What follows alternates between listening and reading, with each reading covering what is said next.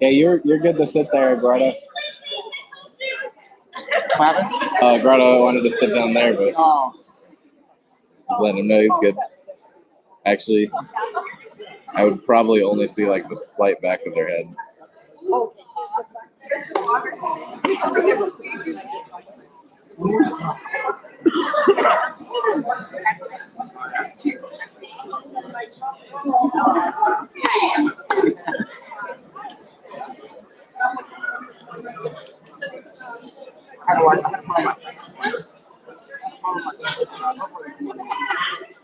I had to follow you. So I want to make sure he made the transition.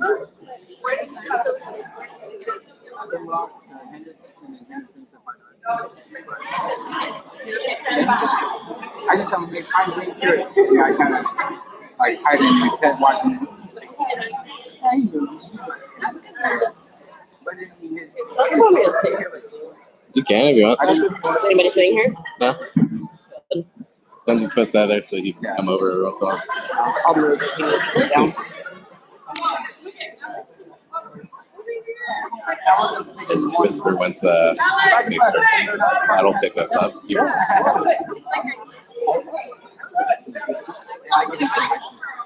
I started the live stream because she looked like she was ready. And then she walked away from the mic and I was like, I started it. Sorry. Okay. Okay. I will be in this school every day. Okay. Good morning, everyone. Welcome, welcome, welcome. I love this is a huge auditorium, but there's quite a nice buzz. Watching people give hugs and shake hands, meeting new people, coming back together. I'm so happy, so excited for the start of a new year here at Barstow Community College. How are you? Thank you all for being here. Before we get started this morning, I would like to acknowledge some very special guests that we have here in the audience this morning. First of all, I would like to acknowledge our Board of Trustees, and I apologize, I've been trying to watch where people are sitting, but I can't keep track of all of you, and the lights are pretty bright, but if you don't mind briefly standing up so people can recognize you. I know that we have Trustee Tim Hayden here this morning. Trustee Paul Wilkie. Trustee Phil Harris. Right.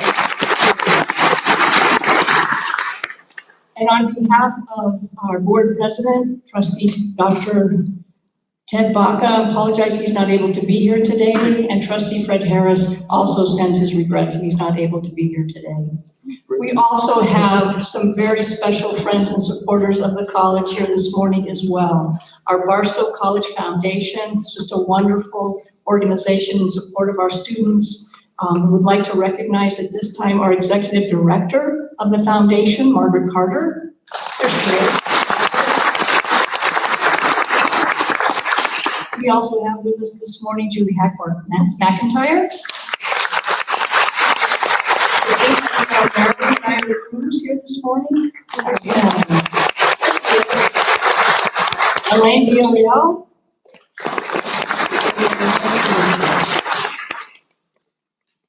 There's also several City of Barstow officials who are here. So people in this town wear a lot of double hats. So again, in this role, Mayor Julie, again. And I'm not sure, I didn't see them this morning, but we were expecting Councilman James Noble and Tim Silva.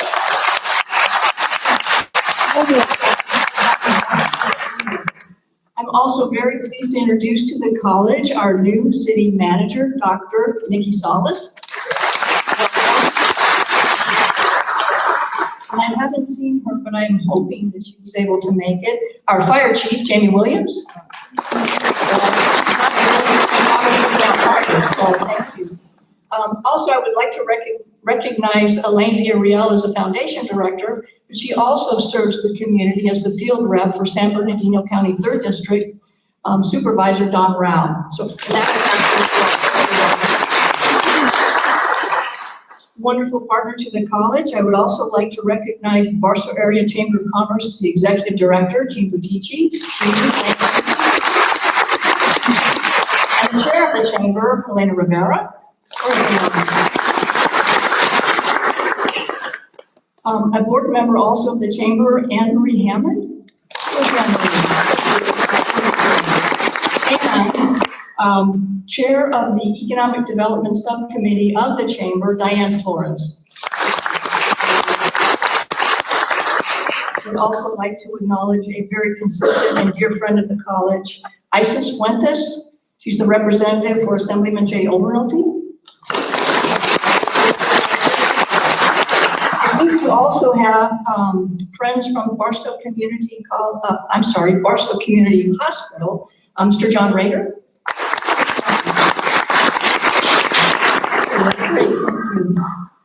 Also pleased to have with us from the Military Affairs Committee in Fort Irwin, Mr. Darrell Kemp.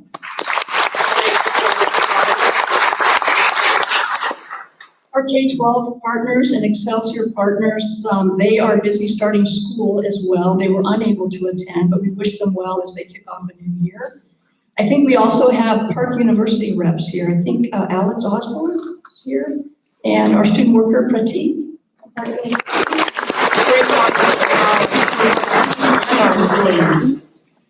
And I would like to, of course, welcome back our faculty.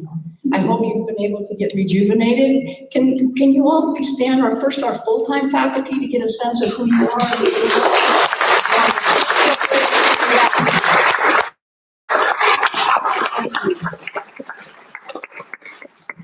I know tomorrow we have a special day for our associate faculty, but I think some of you are here today. Can you please stand? Our associate faculty.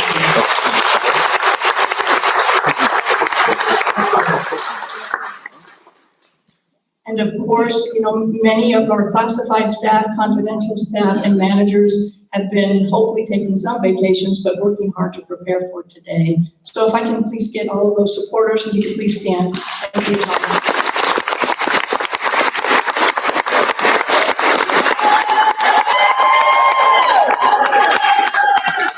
There's some spirit, right? You're in for a great treat. You'll have to share with us the joke later. I don't know what I just said. Lots of positive stuff. Wonderful. So, there we go.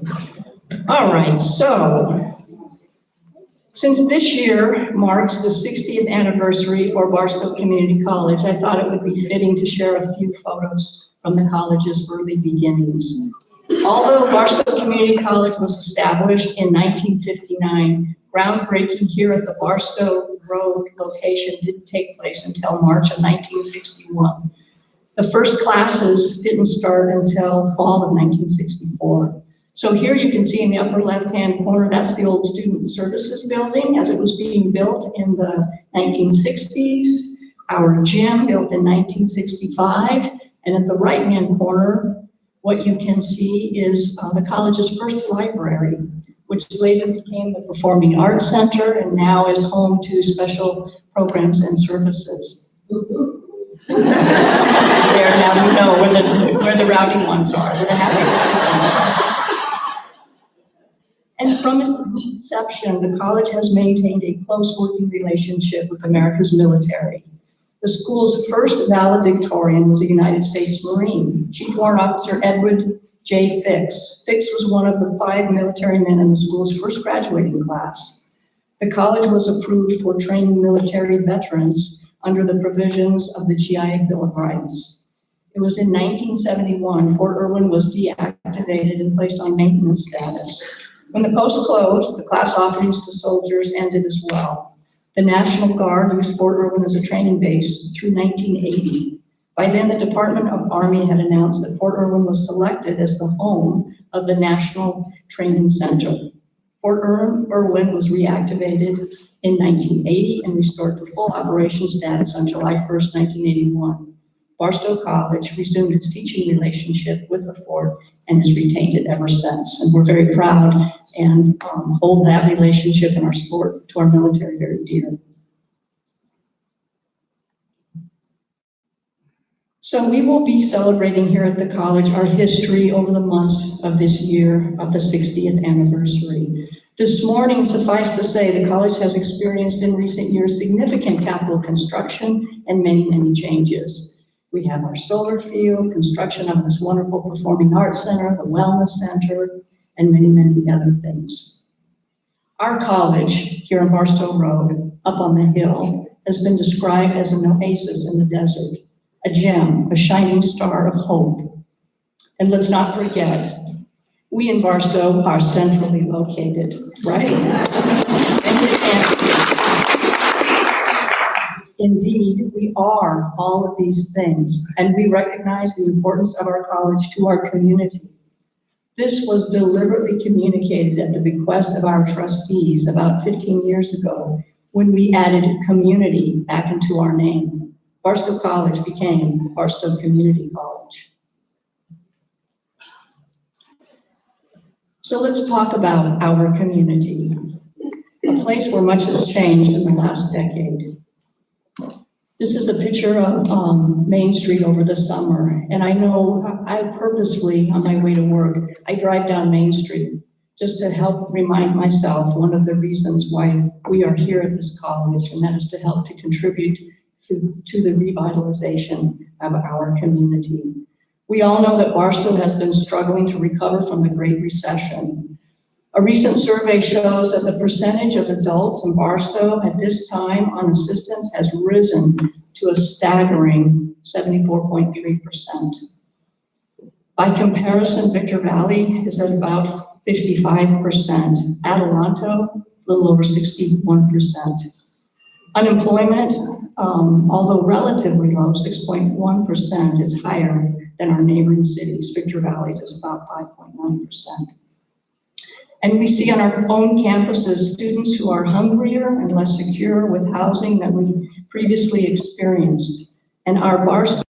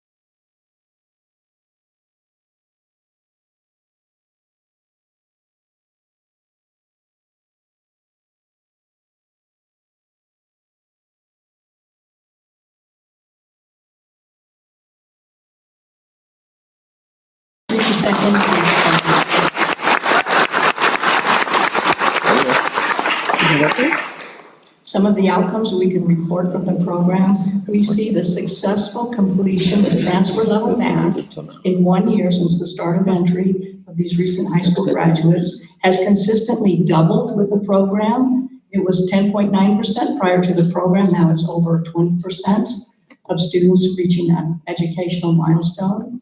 In English, for transfer level English completion within a year, went from 14.5% to over 30% with the second cohort of the college program.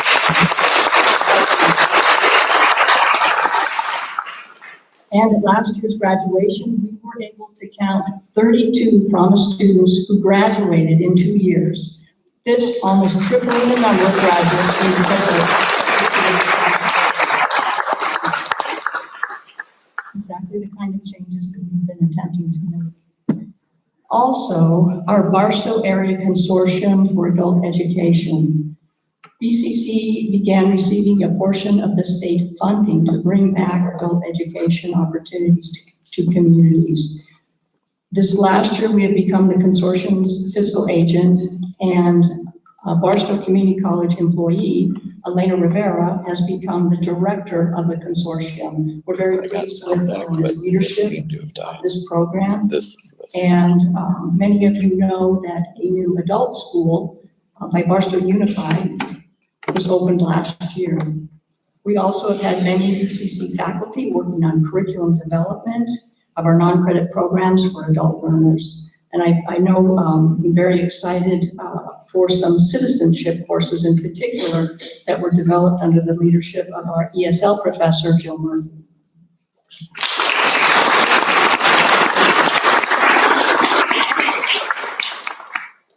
And quality of living and concerns for the environment are being addressed in partnership with the Water Mojave Agency and the Chamber of Commerce.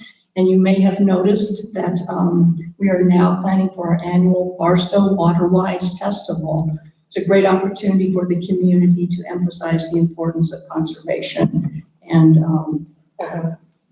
just beautifying our neighborhoods. The health of our citizens are being collectively addressed and supported through the college's partnering with many medical providers, including Barstow Community Hospital and health and fitness experts through our Be Well health and fitness fairs. So many important partnerships, and it's just, the point of it is that we couldn't do it alone. And I'm just so privileged to be able to work with many of the individuals sitting here today. Your presence today demonstrates your commitment together in improving our community. So from the college's point of view, another way that we're responding to the needs of our community is through alignment with system, resources, and initiatives. So really, college employees and faculty, you're very much aware of all of these initiatives that are indicated from this slide here. It's a busy slide, which really projects the experience of community college faculty and staff. We're constantly responding to change. It's coming at us at a dizzying pace. There's been all kinds of changes in the way that we measure ourselves, become more and more accountable to our students and to the public. You can see in the center, it's the vision for success, for which we've had to align our strategic goals. All of our funding has to be aligned and reported so that the state and the citizens understand that we're good stewards of the resources and are directing them towards student success.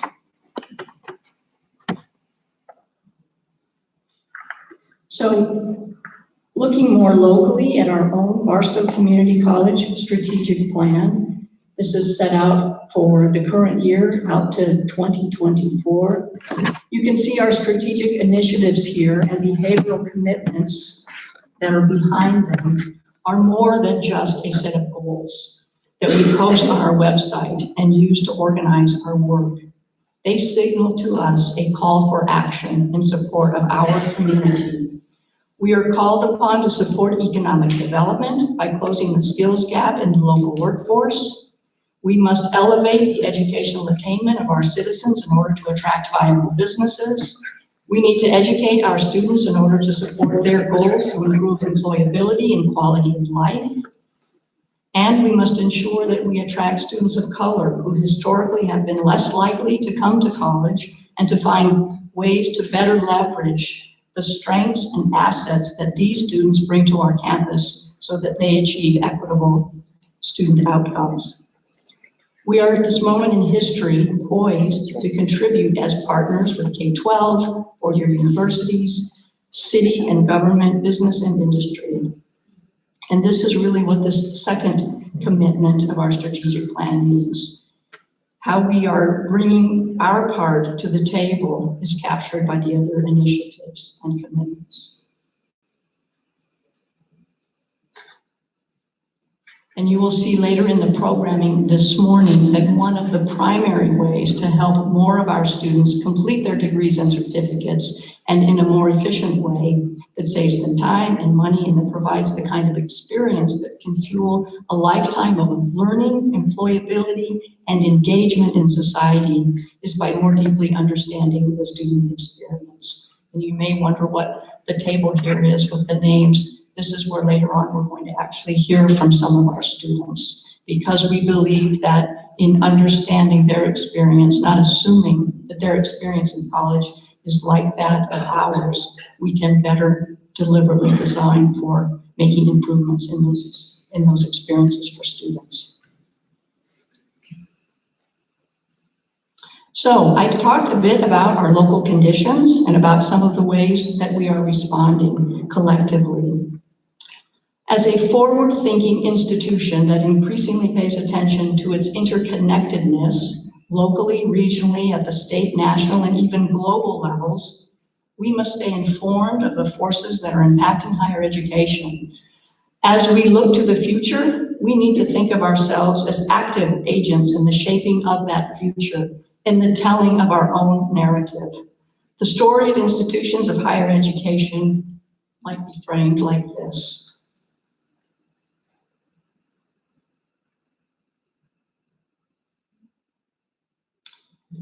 One of the major forces we face in society today is technology. The exponential disruption of what is being called the fourth industrial revolution presents rates of change to which many businesses and workers are challenged to even imagine, let alone keep pace with. Global competition and economic uncertainties have put pressure on colleges all over the past decade, in particular, to produce significantly more graduates with meaningful credentials to fill jobs of today and to meet the needs of the future. That's what all of this accountability requirements, a vision for success, that's what all of that has been about. It's been happening for at least the last decade.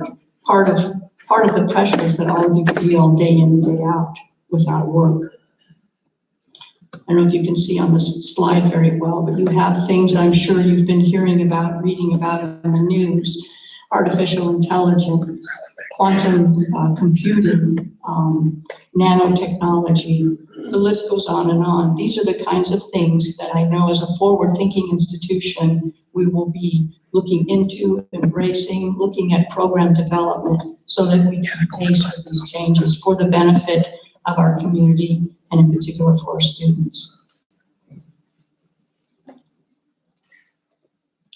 And although there is consistent evidence, of course, and most don't dispute the fact that employment outcomes remain far better for students with a degree than those without, and unemployment rates are much lower for college graduates on the whole, and college graduates earn nearly $1 million more over a course of a lifetime than high school graduates. Colleges have come under fire for contributing to what has been called by some a generation at risk. The criticisms go beyond claiming that colleges have failed to keep pace with technology changes and many of the other changes that we experience in other realms of our lives.